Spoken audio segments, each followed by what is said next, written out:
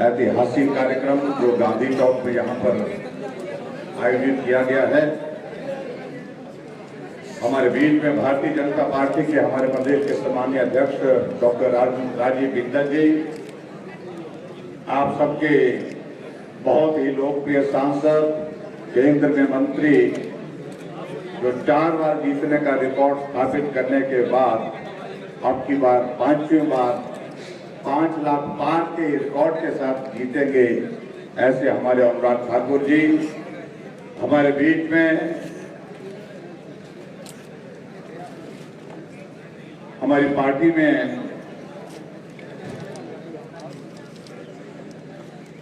जो पार्टी की मजबूत करने के लिए, सहयोग देने के लिए हमारे साथ आए, पूर्व में विधायक रहे भाई राजेंद्र राणा जी, भाई इंद्रदत्त लखनपाल जी, और यहाँ हमीरपुर के लोकप्रिय विधायक भाई आशीष शर्मा जी, पार्टी के हमारे प्रदेश के महामंत्री बिहारी लाल जी, हमारे बीच में जिला के अध्यक्ष देशराज वर्मा जी, पार्टी के साथी हमारे प्रदीप शर्मा जी, विजय अग्निहोत्री जी, कमलेश कुमारी जी, अनिल बिमार जी, उर्मिल ठाकुर जी, नरेंद्र अत्री जी, सुमित जी, और यहाँ उपस्थित वंदना योगी जी, उपस्थित सभी भाइयों बहनों, नौजवान साथियों और पत्रकार मित्रों,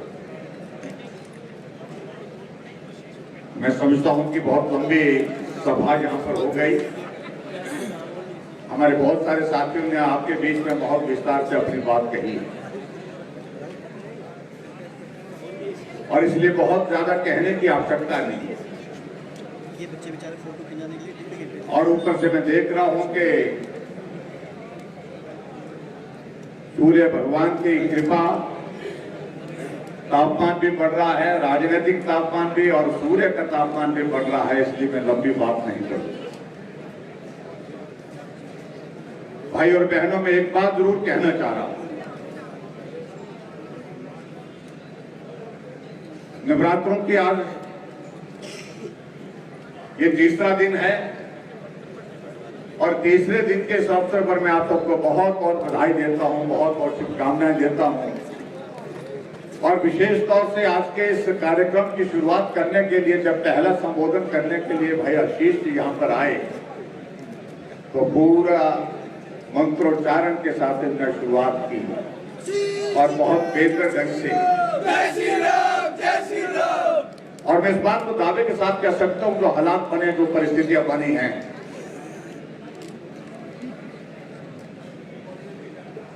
जहां हिमाचल प्रदेश में 2014 में 4 सीटें जीते थे, 2019 में हम 4 सीटें जीते थे, वहां अब की बार 2024 में भी 4 सीटों पर भारी बहुमत के साथ हम जीत हासिल करने वाले हैं। ये तो बात लोकसभा के चुनाव के संदर्भ में। हमारे साथियों ने आपके बीच में इस बात का भी जिक्र किया, यहाँ पर एक अलग तरह का परिस्थितियों का एक दृश्य देखने को मिल रहा है। बहुत सारे चेहरे आप मंच पर देख रहे थे जो यहाँ हमारे साथ नहीं दिखते थे, लेकिन आज हमारे साथ यहाँ मंच पर दिख रहे हैं।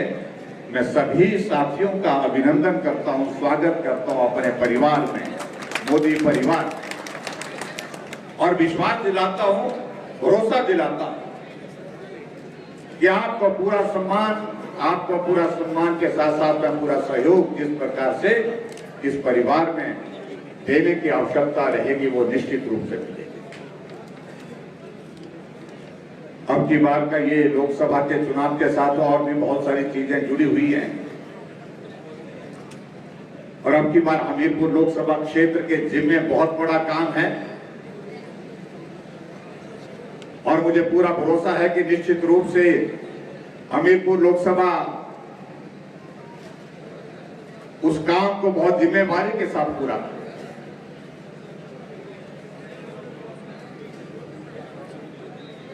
हमारे मुख्यमंत्री सुखविंदर सिंह सुक्खू जी आजकल बहुत ज्यादा बोल रहे हैं और पिछले कल मालूम पड़ा कि यहाँ गांधी चौक से टहलते टहलते गए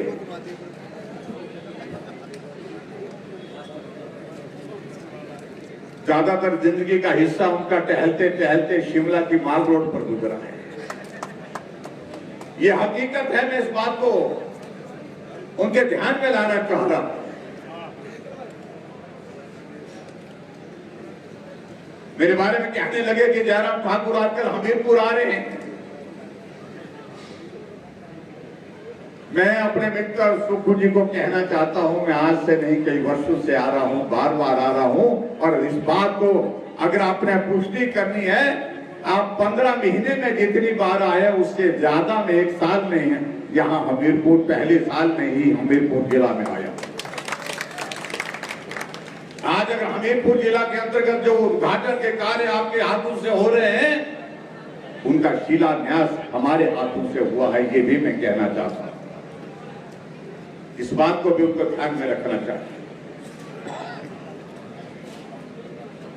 और कई बार मुझे सचमुच में इस बात को लेकर के थोड़ा दया का भाव भी आता है, क्योंकि हालात ऐसे अपने हाथों से पैदा किए जिसके कारण वो आज पश्चाताप कर रहे हैं। कहने को तो सुख की सरकार, लेकिन सुख की अनुभूति मुझे लगता है कि सुखू भाई आपको भी नहीं हो पा रही है। बाकी की तो बात छोड़िए, और हो गए कैसे? आप अपने जिला के विधायकों को भी दलित करते हैं। आप अपने जिले के विधायकों को आपकी पार्टी से जो जीत करके आए थे, आपके साथी थे, उसके बावजूद उनके काम नहीं करते।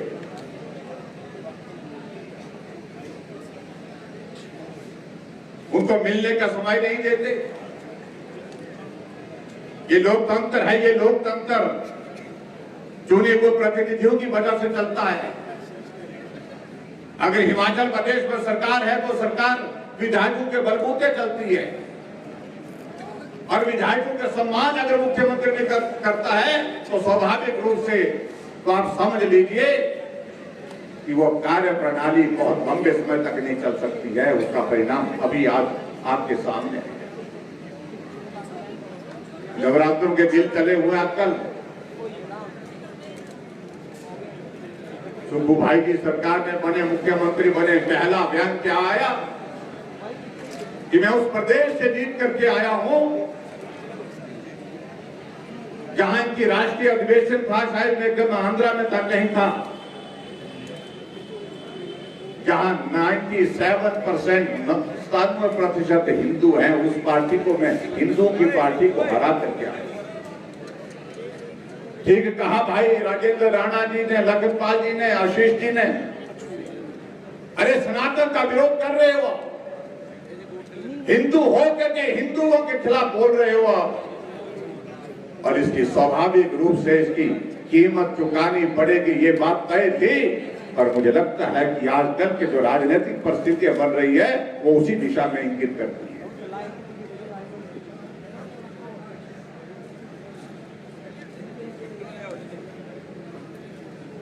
हमारे बीच में हमारे साथी बैठे हैं। जब जलालत की पराकाष्ठा हो गई, उन्होंने निर्णय किया कि हम कदम उठाने का वक्त आ गया।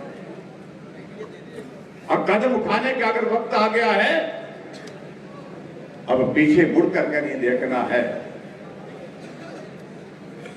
अंजाम क्या होगा ये भी मालूम था, लेकिन फिर भी उसके बावजूद उन्होंने कहा कि अब कदम आगे बढ़ाना चाहिए।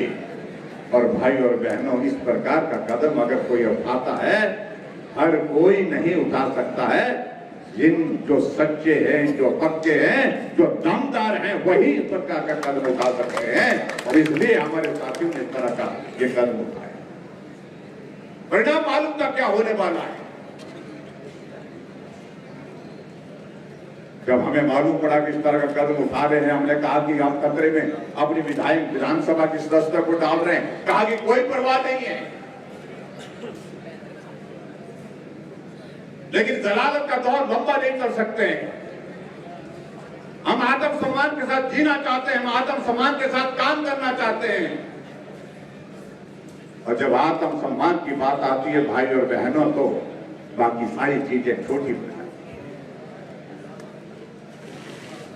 अब मुझे तो कहा, आजकल मुझे भाषण सुना रहे हैं सुक्खू भाई जी, कह रहे हैं जयराम का हिसाब बहुत कमजोर है,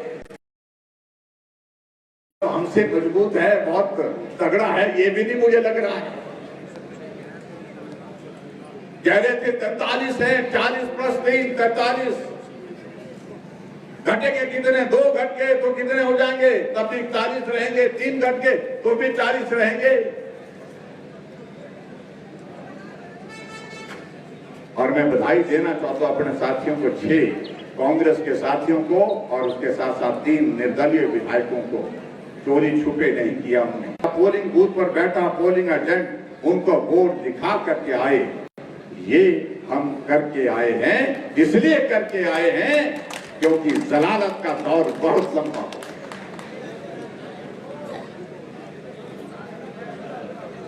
और मेरे हिसाब के बारे में चिंता मत करिए, लेकिन आपका हिसाब कैसे खराब हो गया।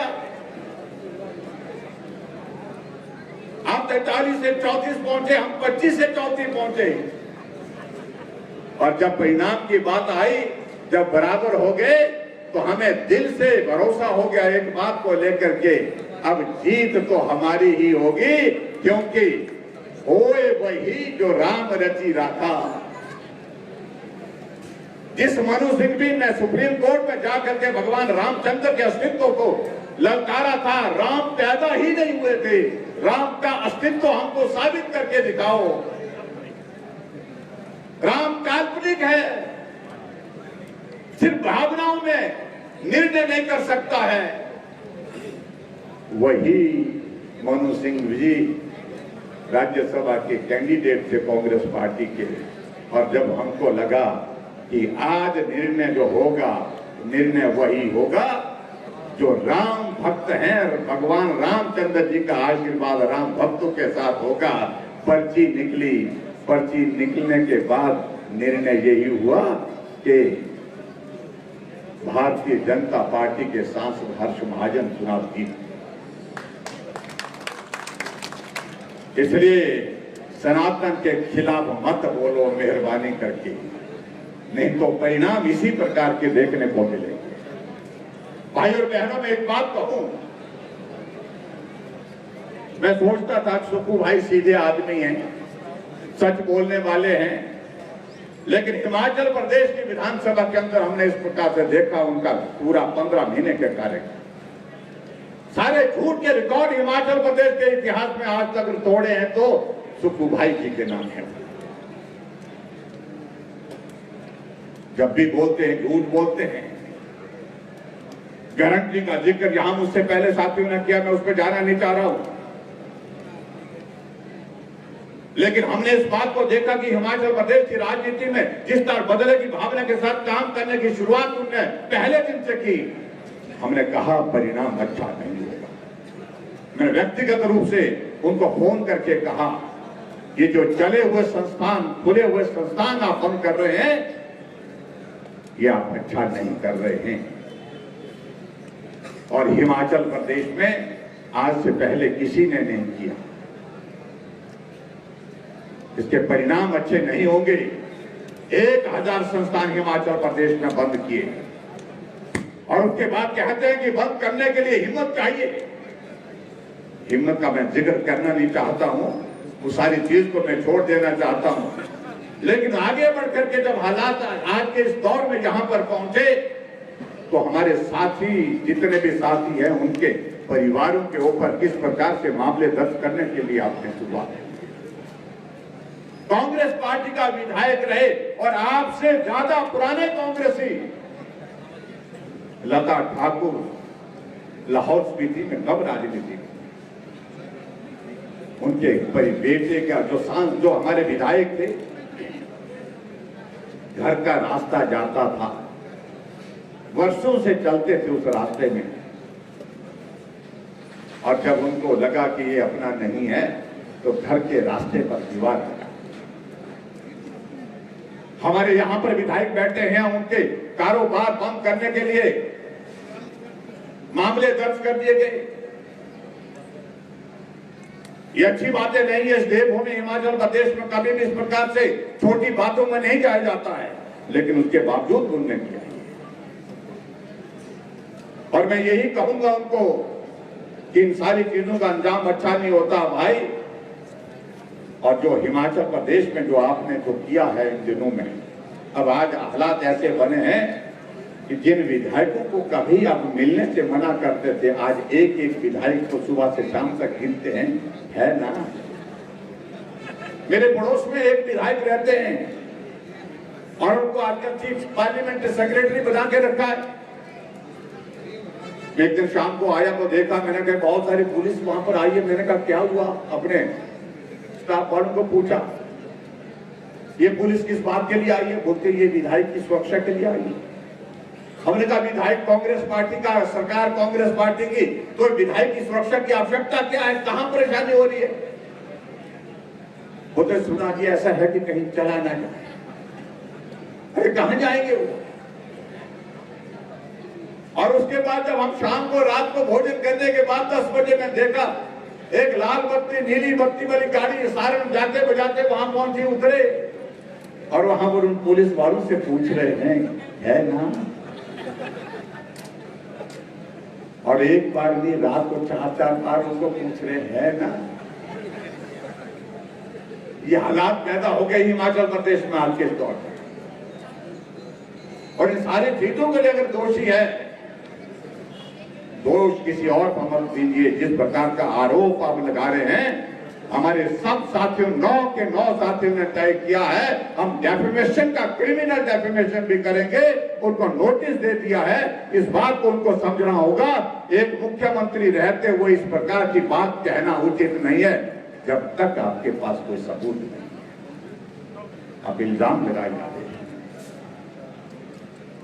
और हम आपके ऊपर इल्जाम लगाते हैं, विधायक आपके ऊपर इल्जाम लगाते हैं।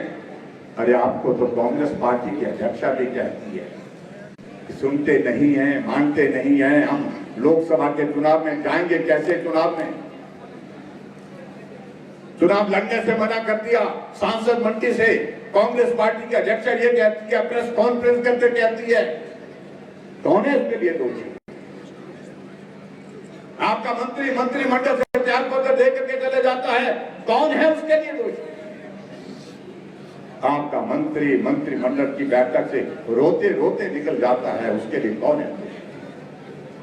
आपका काम करने का तरीका दोषी। इसलिए भाई और बहनों में इन सारी बातों के लिए एक दौर ये आया है, आओ इस दौर से बाहर निकले। देश में नरेंद्र मोदी जी के नेतृत्व में सरकार बनना तय है। ये दीवार पर लिखी हुई बात है, कोई ताकत नहीं रोक सकती है। हम पार्टी के लोग हैं, हम तो बोल ही रहे हैं, लेकिन पूरा देश बोल रहा है, पूरी दुनिया बोल रही है। देश के प्रधानमंत्री, भारत के प्रधानमंत्री तीसरी बार अगर कोई बनने वाले हैं तो नाम एक है, नरेंद्र मोदी जी, नरेंद्र मोदी जी, नरेंद्र मोदी जी।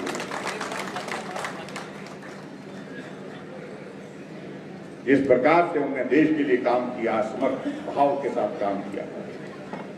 और जिस प्रकार से भाई अनुराग ठाकुर जी ने हमीरपुर लोकसभा क्षेत्र से 4 बार जीतने का रिकॉर्ड दर्ज किया है, 4 बार जीते। पिछली बार चौथा चुनाव था, 4 लाख वोटों से जीते, और अब की बार 5वां चुनाव है, 5 लाख पार होना चाहिए। इसके लिए हम सब लोग काम करेंगे, मेरा और उसके साथ साथ में बड़ी सीधी सी बात में गांव का रहने वाला आदमी हूं। मेरा जीवन का कुछ हिस्सा जरूर है विधायक बनने के बाद। हमने तो शिमला विधायक बनने के बाद ही ठीक तरह से देखा। सुखू भाई जी तो पैदा ही शिमला हुए हैं, शिमला की माल रोड पर वो बचपन से घूमते रहे हैं। शिमला की राजनीति की शुरुआत की तो शिमला से ही उन्होंने की, जहां उन्होंने चुनाव लड़ा था कॉर्पोरेशन का। इसलिए उनके मन में कई बार उनके साथी इस बात का भी जिक्र करते हैं कि अगली बार हमीरपुर से नहीं, कोई शिमला से चुनाव लड़ेंगे। मैं उनके बारे में नहीं कुछ कहना चाह रहा हूँ, वो क्यों कहते होंगे ऐसा, लेकिन मैं इतनी बात जरूर कहना चाहता हूं कि हिमाचल प्रदेश में कांग्रेस पार्टी का भविष्य समाप्त हो गया। कांग्रेस पार्टी नजरों से भी गिर चुकी है और बहुमत में भी गिर चुकी है। और गिर उस दिन गई है जब राज्यसभा की सीट का परिणाम आया, वो बहुत बड़े प्रचंड बहुमत में होने के बावजूद भी वो चुनाव हार गए, भारतीय जनता पार्टी जीत गई। तो नैतिकता तो ये बनते थे कि उसी दिन त्याग पत्र दे देना चाहिए था। मैंने इस बात को कहा है, अगर हम उनकी जगह होते तो हम उसी दिन त्याग पत्र दे देते कि इतना बड़ा बहुमत होने के बावजूद आप हार गए। विधानसभा में बजट पारित होना था, दूसरे दिन बजट पास करने के लिए बहुमत में था। भारतीय जनता पार्टी के 15 विधायकों को सदन से उठा करके 100 कमांडो के माध्यम से सड़क पर फेंक दिया, बाहर निकाल दिया गया, तब जाकर के बजट पारित हुआ। सरकार कहां है, मुझे समझाओ तो सही, किस तरह की सरकार है। और इसलिए मैं आज इस बात को कह रहा हूं भाई और बहनों, जब 1 जून को मतदान होगा, 4 तारीख को परिणाम निकलेगा, सरकारें हिमाचल के लिए एक नहीं 2-2 बनेंगी। दिल्ली में नरेंद्र मोदी जी की सरकार बनेगी और हिमाचल प्रदेश में जब सारे विधायक चुन करके आएंगे, जीत करके आएंगे भारतीय जनता पार्टी के, तो निश्चित रूप से होने वाला है, तो हिमाचल प्रदेश में भी भारतीय जनता पार्टी की सरकार। एक बार भाजपा, इसलिए मेरे आंकड़े तो बड़े साफ है, बड़ी साफ सुथरी बात कहता हूं। मेरा आप सबसे विनम्र निवेदन है कि इस बात को गंभीरता से आप लें, और मेरा आप सबसे विनम्र निवेदन इस बात के लिए भी है कि जितने भी उपचुनाव हैं, पूरी ताकत के साथ उन सभी साथियों को जिताना है। 3 हमारे सदस्य तो यहाँ पर बैठे हैं, आशीष जी तो अभी विधायक हैं, क्योंकि इनका इस्तीफा दिया हुआ निर्दलीय विधायक 14 महीने में त्याग पत्र देने के लिए विवश हो जाए, इसकी गंभीरता को आपको समझना होगा। जब दबाव डाल करके, दलील करके हम आपको परेशान करेंगे, आपको भुगतना पड़ेगा, ऐसी बातें होंगी। इन्होंने कहा हम निर्दलीय विधायक की हैसियत से विधानसभा में प्रवेश ही नहीं करेंगे, हम भारतीय जनता पार्टी के चुनाव चिन्ह पर लड़ करके विधानसभा में प्रवेश करेंगे, नरेंद्र मोदी जी के नेतृत्व में देश को मजबूत करते हुए अपना सहयोग देंगे, योगदान देंगे। ये निर्णय करने की हिम्मत बहुत लोगों में नहीं होती है। इसलिए मेरा आप सबसे निवेदन है कि भाई आशीष जी का चुनाव मुझे लगता है कि हो करके रहेगा। त्याग पत्र दिया है, स्वीकार नहीं कर, और मैं इस पर कोई टिप्पणी नहीं करना चाहता हूं, मामला कोर्ट में चल रहा है, लेकिन मैं इतना जरूर कहना चाहता हूं, जो हमारी पार्टी की ओर से घोषित प्रत्याशी है यहाँ पर हमारे बीच में, यहाँ पर बैठे हैं राजेंद्र राणा जी, हमारे लखनपाल जी, मेरा आप सबसे विनम्र निवेदन है, इनको बहुत बड़े सहयोग के साथ, बहुमत के साथ आप चुनाव में जिता करके भेजे। ये विधानसभा में भारतीय जनता पार्टी के सदस्य के नाते जब प्रवेश करें, विधायक के नाते प्रवेश करेंगे, तो सरकार कांग्रेस की जाती हुई दिखेगी, निश्चित रूप से जाती हुई दिखेगी। और इसलिए मेरा आप सबसे विनम्र निवेदन है, भाई अनुराग ठाकुर जी, मैं आपको अग्रिम शुभकामनाओं के साथ बधाई भी देता हूँ।